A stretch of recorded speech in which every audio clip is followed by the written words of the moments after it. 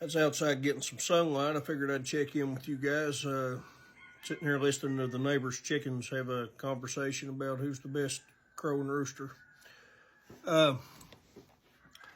But, you know, the days are getting pretty dark, getting cold. It's a bad time of year for a lot of people. Darkness kind of consumes them and eats them alive. But,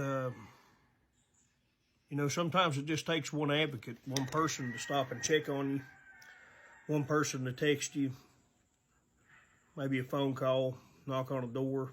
Don't take a whole lot to change someone's train of thought. It hasn't been too long.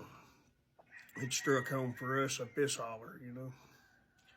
So, if you ain't seen someone in a while, if you haven't heard from them, it don't hurt to stop and check in or talk or, like I said, just peck on a door.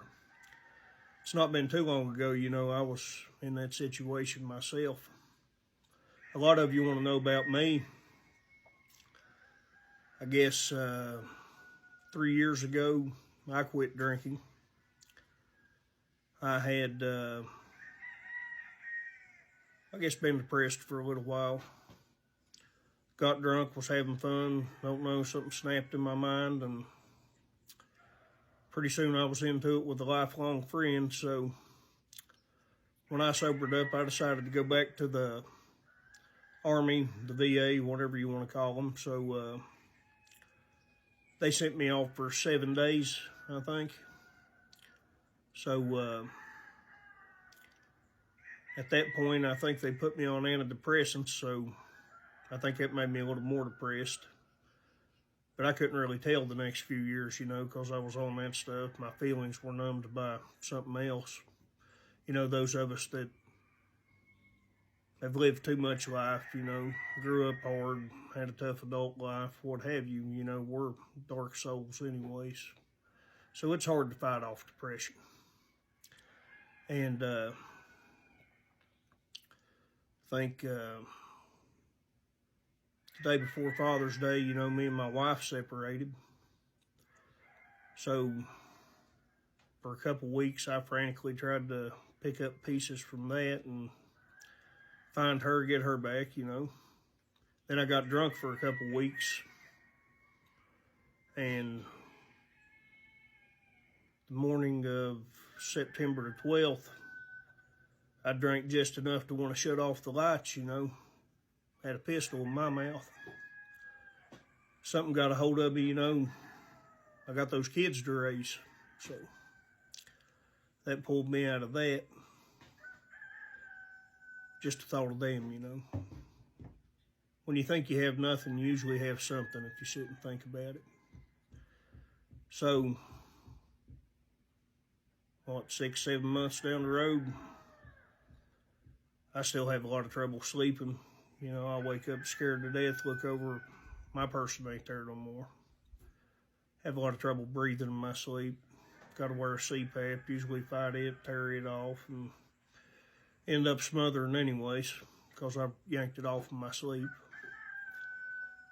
Then you got the cigarettes, the black lungs and stuff I have, so that doesn't help matters either.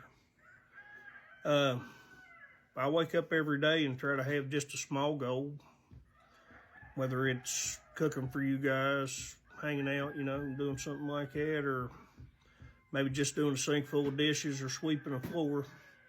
I try to get outside and get what sunlight I can. It seems to help, but, you know, by 4 o'clock here in the mountains, you don't have no more of that, so.